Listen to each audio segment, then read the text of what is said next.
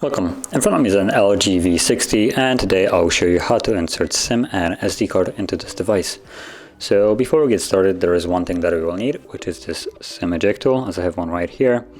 And you can find it somewhere in the box that the device came in, but if you don't feel like bothering with it, you can also use a paper clip, straighten out one of the edges and it should work just fine. And once you have that ready, you want to pop out the tray that is located on the top of the device. So right here, as you can see, the pin.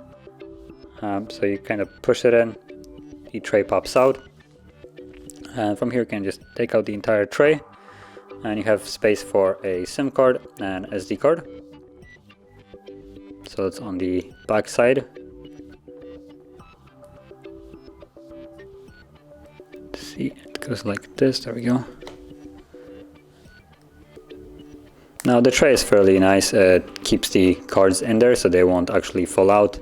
Which is, in my opinion, really nice. You don't actually have to then hold it securely.